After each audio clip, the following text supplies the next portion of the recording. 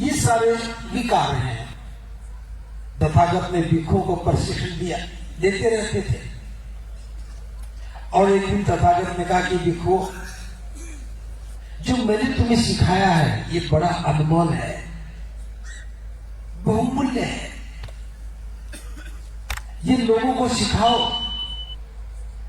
जब लोग सीखेंगे तो उनका कल्याण होगा, उनके जीवन के कष्ट दूर होंगे और उन्हें सुख मिलेगा।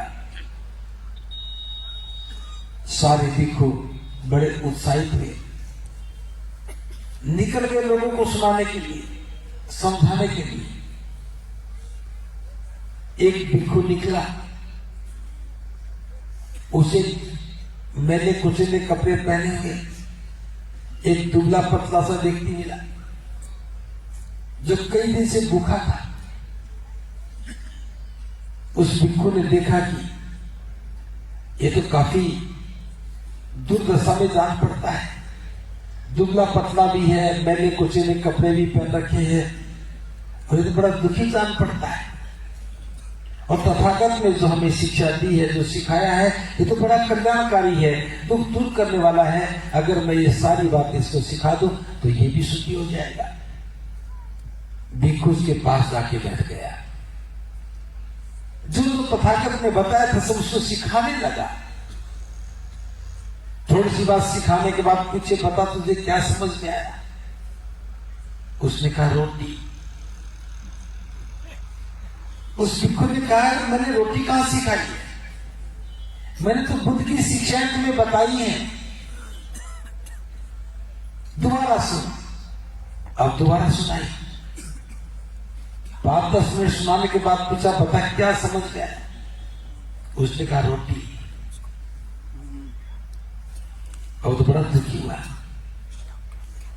फिर समझाया, पूछा क्या समझा? बोला रोटी।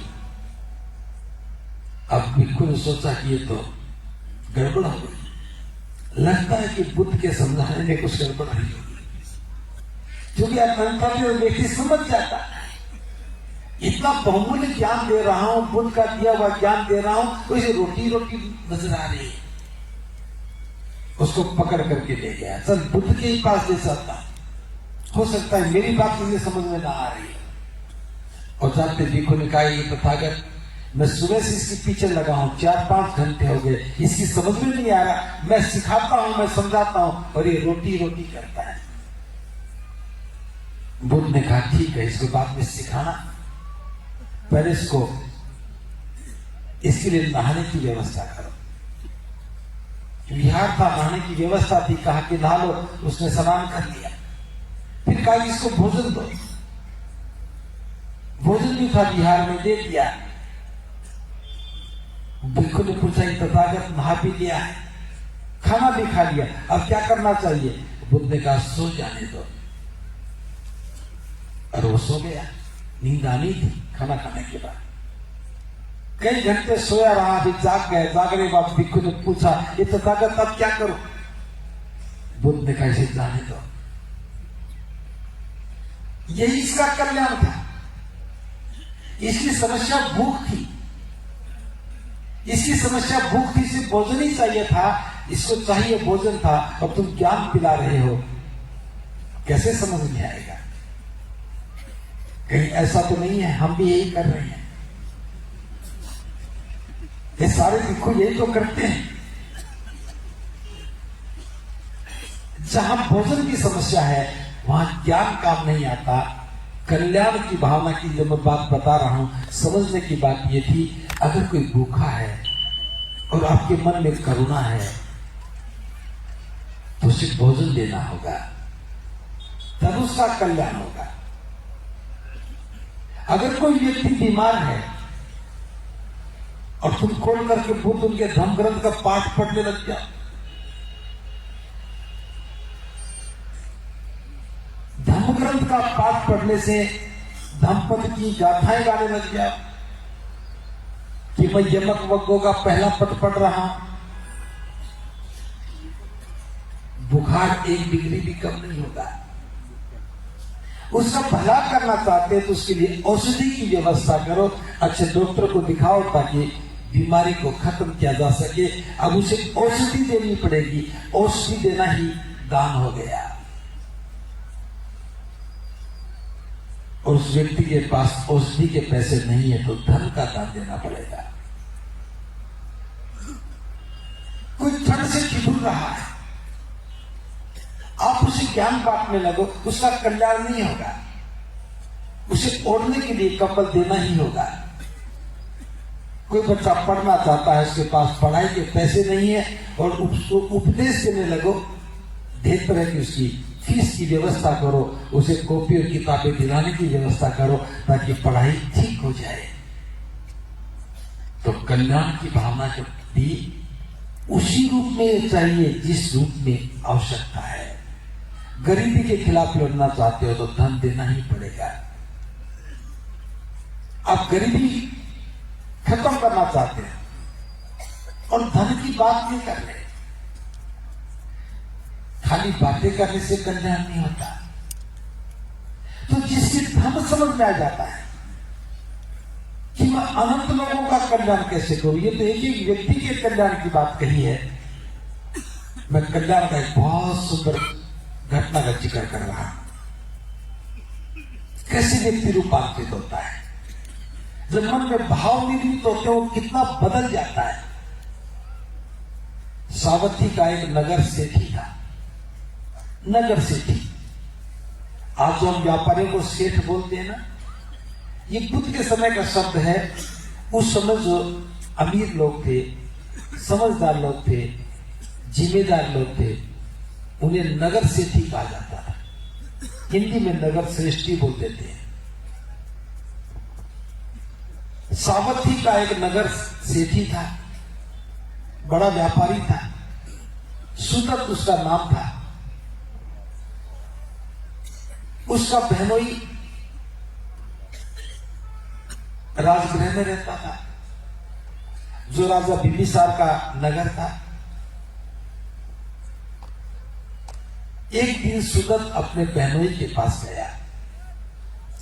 उसे व्यापार के सिलसिले में राजगृह जाना था और राजगृह में उसका बहनोई रहता था। आप सब लोग भी ऐसा ही करते हैं, अगर कोई सगा संबंधी हो तो उसके पास भी जाते हैं। जब सुदत ने राजगृह में प्रवेश किया तो देखा कि बहुत सारे लोग उस मार्ग को साफ कर रहे थे। आगे गया तो देखा कि बहुत सारे लोग द्वार सजा रहे थे। सुदत ने सोचा हो सकता है यहां से राजा की सवारी निकलने वाली होगी, यहां से राजा गुजरने वाला होगा, इसलिए ये तैयारियां की जा रही। और आगे बढ़ा, अपने बहनोई के घर की ओर मुड़ा तो वहां भी द्वार सजाया जा रहा था। थोड़ा और आगे बढ़ा,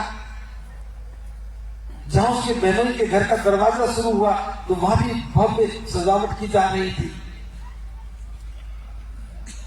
और अंदर प्रवेश किया तो देखा कि आंगन में सैकड़ों हलवाई खाना बनाने लगे थे। सुदत ने सोचा, अरे ये मेरा बहनोई है, लगता घर में किसी की शादी होने वाली है, इतना बड़ा आयोजन कर रहा है, इससे मुझे सूचना तक नहीं दी। अपने बहनोई से पूछा, क्योंकि घर में किसी की शादी है क्या? उसने कहा किसी की शादी नहीं है। तो क्या यहाँ राजा आने वाला है? सुदत ने कहा, पूछा तो उसके बहनों ने कहा कि नहीं, यहाँ राजा भी नहीं आने वाला। तो फिर इतनी तैयारी, इतने खाने की व्यवस्था किसके लिए कर रहे हो?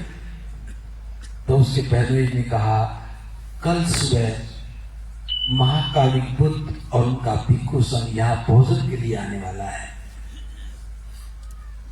ये सारी तैयारियां तथागत के लिए की जा रही हैं, भिक्षु संघ के लिए की जा रही हैं।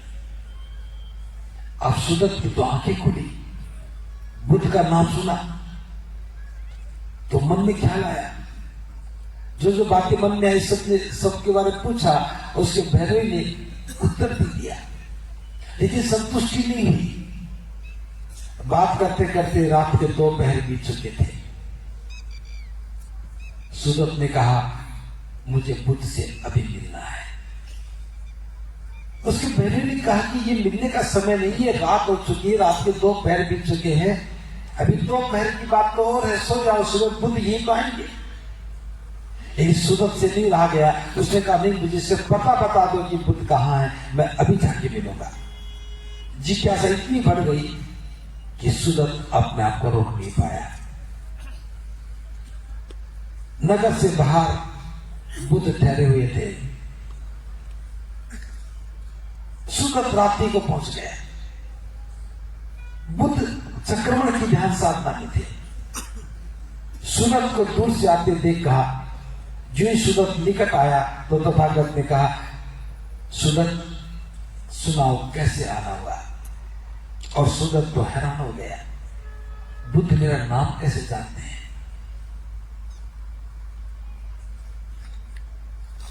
अब उसके मन में जो भाव था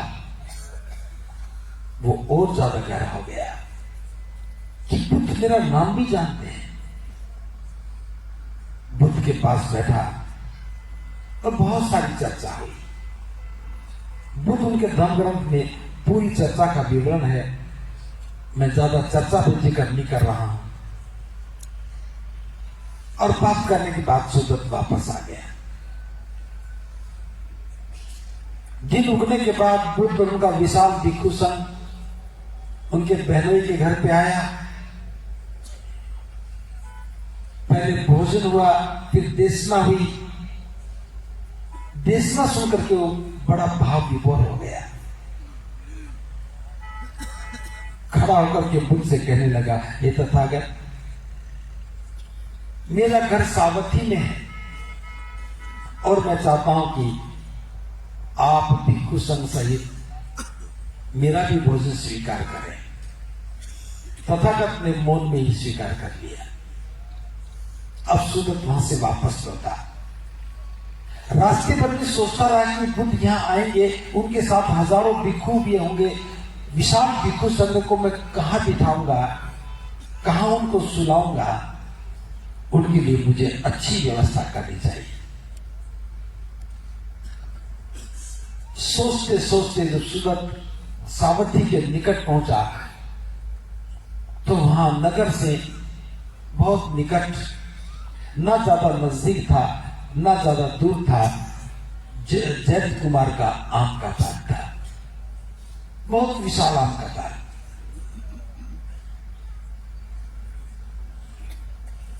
सूरत वहां रुका, देखने लगा, ये आम्रवन तो बड़ा अद्भुत है, बड़ा सुंदर है, इसके पेड़ भी बड़े सघन हैं। अगर ये आम का बाग मुझे मिल जाए तो फिर मैं ये आम्रवन बुद्ध को ही दान कर दूंगा। बुद्ध भी, उनका भिक्षु संघ भी यहाँ आराम से विश्राम करेगा। ये नगर से ना तो दूर है ना निकट।